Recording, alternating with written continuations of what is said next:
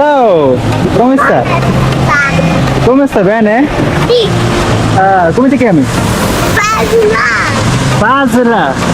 Sì, Oh. ciao. Ciao. Guys দেখেন জায়গাটা আসলে কতটা সুন্দর। আমরা কই আসছি দেখেন, জায়গাটা আসলে খুব বেশি সুন্দর।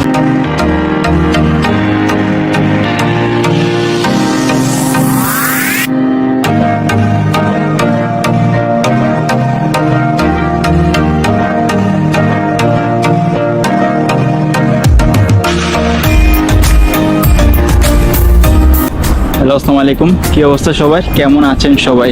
Welcome to my new blog. আজকে নিয়ে আসলাম আপনাদের জন্য আরেকটা নতুন ভিডিও।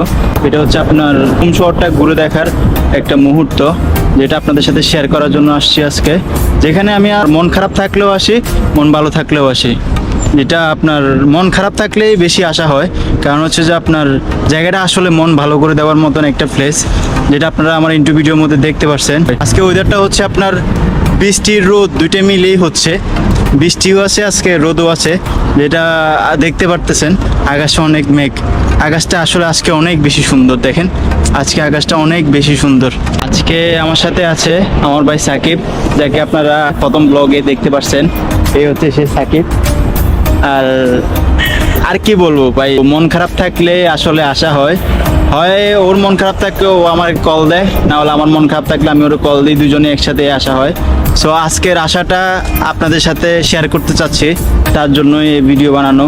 সো বেশি কথা না বলে আপনারা ভিডিওটা দেখতে থাকেন। আর যারা এখন পর্যন্ত আমার চ্যানেলটা সাবস্ক্রাইব করেন নাই, তারা আমার চ্যানেলটা সাবস্ক্রাইব করে দেন। আর যারা ফেসবুক থেকে দেখতেছেন, তারা অবশ্যই আমার ফেসবুক পেজটাকে ফলো করে দেন। এসে গেছি আমি বাসার নিচে নামলাম।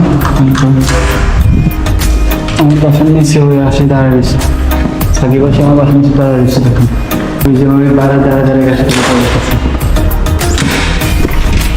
যাও, তোমার লাগে বসে থাকতে থাকতে আমার অবস্থা খারাপ হয়ে গেছে, তুমি আর কথা বলো না। সরি ভাই, মিদিসি আছে ভাই। সো গাইস, আজকে আমরা যাচ্ছি ইতালির সব থেকে ফেমাস একটা পার্কে, যেটার নাম হচ্ছে ফিনোক্ষিও, যেটা হচ্ছে ইতালির সেন্ট্রাল লাউরেন্তিনার পাশে অবস্থিত। যারা ইতালির রোম শহরে থাকেন, তারা অবশ্যই এই জায়গার সাথে পরিচিত। এই যে আমরা চলে আসছি এখন রোমা তেরমিনিতে। এখান থেকে মেট্রো ধরে আমরা যাব আমাদের গন্তব্যস্থলে।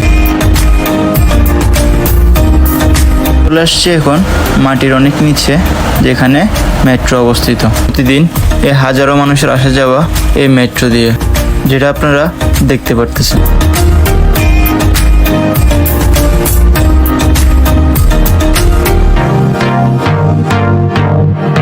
আমরা অপেক্ষা করতেছি আমাদের মেট্রোর জন্য, কখন আমাদের মেট্রো আসবে। এই যে বলতে না বলতে চলে আসলো আমাদের মেট্রো।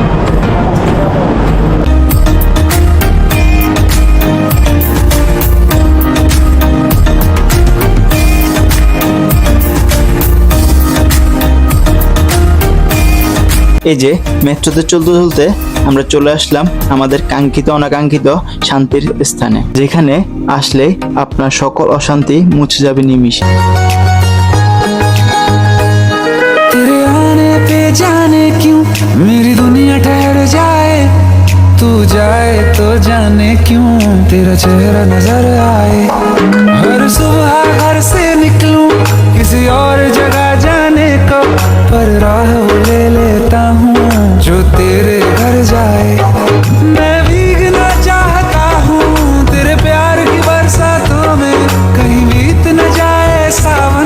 এই যে দেখতে দেখতে চলে আসলাম ইতালির সেই ফেমাস পার্কে। এটা হচ্ছে পার্কের এন্ট্রি গেট।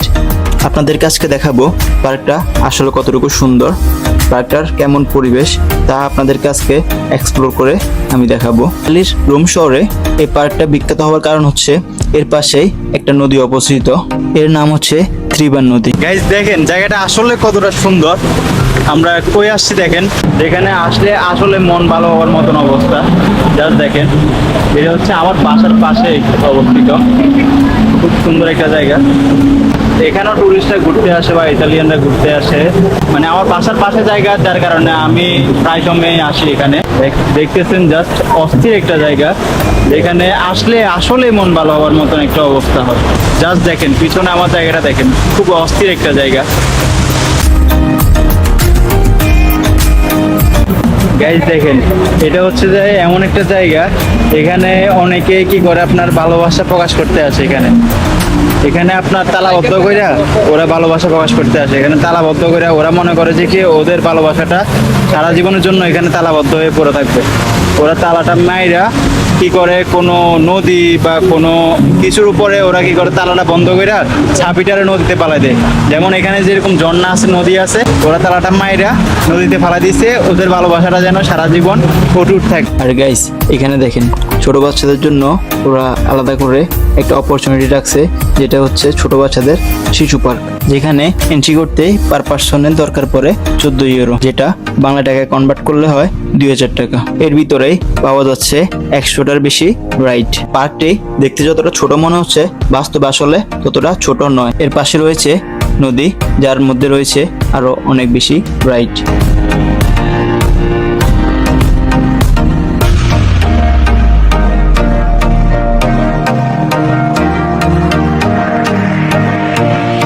আপনারা এখানে দেখতে পাচ্ছেন যে আপনার ছোট বাচ্চাদেরও এখানে খেলার একটা জায়গা আছে, যেটা ছোট বাচ্চাদের জন্য একটা অপরচুনিটি রাখছে।